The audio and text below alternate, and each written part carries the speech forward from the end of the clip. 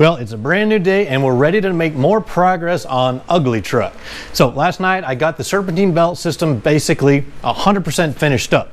Belt is on, I topped it off with power steering fluid, AC belt's on, we're ready to move on to the cooling system. And luckily, the pile of parts in the bed of the truck seems to be getting a little bit smaller, which is another great indication of progress being made. Speaking of cooling, here's a weather report. Where I live in Tennessee, it is currently only 88 degrees and it's only at 58% humidity. It's awfully uncomfortable, but that's all right. It's time to get back to it.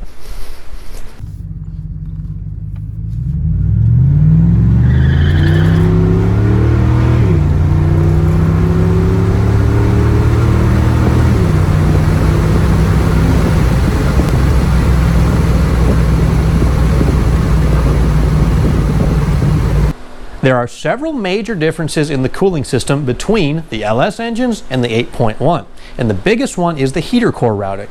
On an LS water pump, there are two ports. One sends coolant to the heater core, the other returns coolant back into the engine.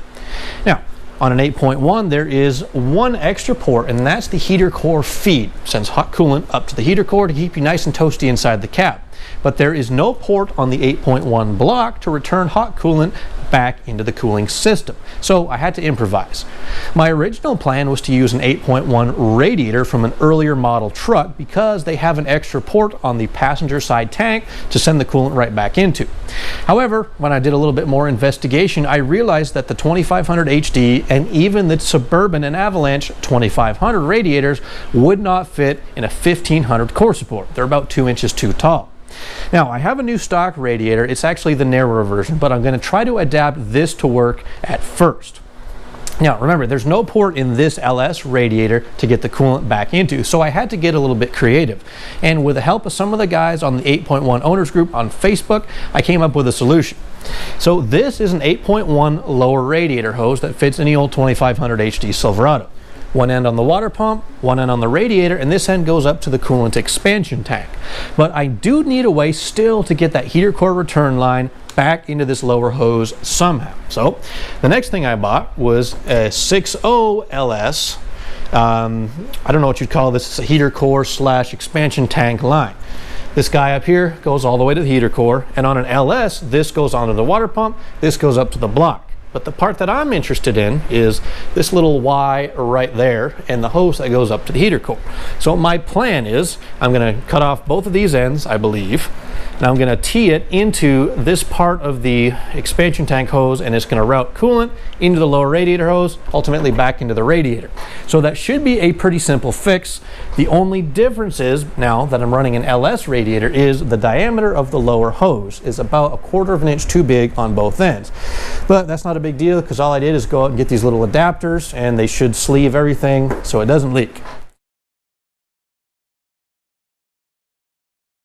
Now, you do lose a little bit of functionality by not being able to run an 8.1 radiator, and that's with the engine oil cooler. Now, there are two ports on an 8.1 radiator on the driver's side tank, and they're about 5/8 of an inch. Hot oil is fed from the engine, and it passes up to the heat exchanger inside the radiator, where it's either heated up or cooled down, depending on which way you want to look at it. Then the remaining oil is pumped back into the engine, where it lubricates all the important stuff like bearings. Now, you can easily block off the oil cooler on an 8.1 because the fittings in the block are just standard 1/2 inch NPT. You can go to any hardware store, Home Depot, Lowe's, or whatever, pick up a pair of plugs, screw them in, and block off the oil flow, eliminating the need for an oil cooler in the radiator. However, if you do that, it's recommended that you remove this guy right here, the oil cooler bypass valve. Not exactly sure if they call it that for real, but it sits underneath the center of the engine oil filter. You've got to pull the filter off, unscrew the filter adapter, and thread a 3/8 inch bolt in this guy, and it just kind of pulls straight out. Now, the reason that's important is, well, it's designed in case your oil cooler ever gets clogged. And if it does get clogged, it'll return oil back into the cooling system. But because it's a bypass valve and there's a spring in there, it sort of acts like a regulator and it restricts your oil flow. I don't want restricted oil flow, so all you gotta do is pull that guy out. But enough talk for now, let's get to work.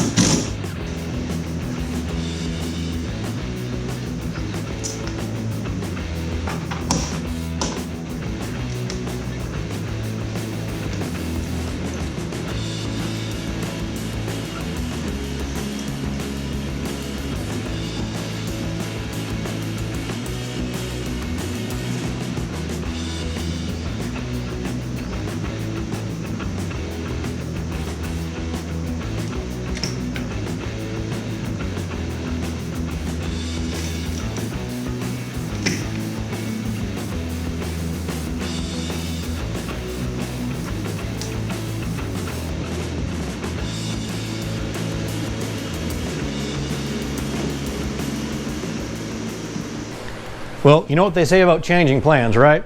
Mine just changed. Originally, I wanted to use the 28-inch wide radiator that came with the 5.3 in uglytruck. Now, it's only about 6 months old and it's probably got less than 1,000 miles on it. The original one leaked, so I put in a replacement before I knew I was going to be doing an engine swap.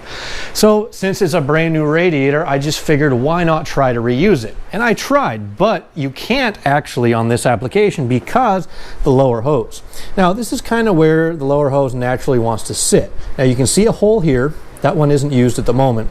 This hole right here is where the lower radiator hose port basically was on the 28-inch radiator.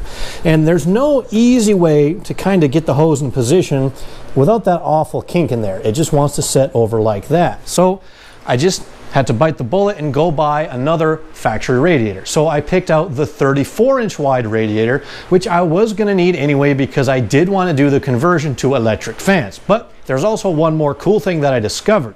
See, originally I didn't think you could actually get an engine oil cooler port on a 6.0 LS radiator, but it turns out you can.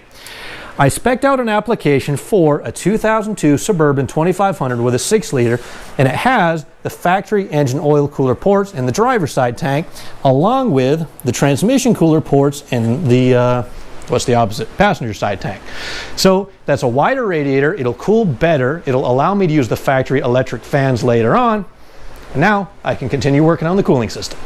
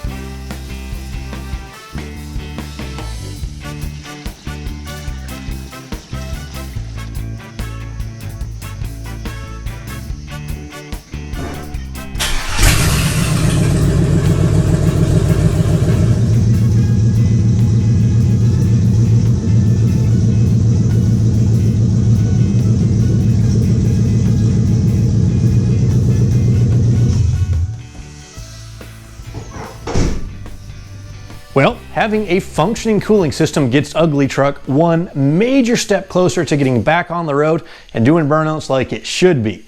As far as today is concerned with the cooling system, there's only one thing that I didn't really love. I think it'll work, but that little Y fitting where the heater core line returns in the lower radiator hose, well, the bottom part of the barb isn't quite as big as the top, so it doesn't have a nice tight fit into the hose like the top part does.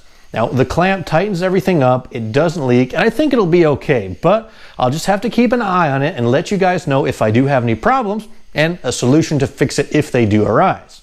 Now, the cooling fan, I threw on just the mechanical clutch fan that came with the 5.3 just to move a little bit of air across the radiator for the test and tune or whatever you want to call it. But I am going to have to convert to the 05 and up electric cooling fan setup, but again, that's a later date. Now I've got to put the front end of the truck back together, throw the headlights back in, the marker lights, the grill, kind of make it look like a truck, and then the only other two major things that I need to do that are related to the 8.1 conversion, well, I've got to get the computer tuned so it runs properly, and then I've got to build some sort of an exhaust that'll connect the manifolds to the 4-inch catback that I did a while back, because, well, it's the middle of the night, and I'm sure my neighbors do not love the sound of a big block idling with open manifolds, but we'll take care of that next time, and I'll show you guys all the steps along the way. But until then, I'm LT. Thank you so much for watching.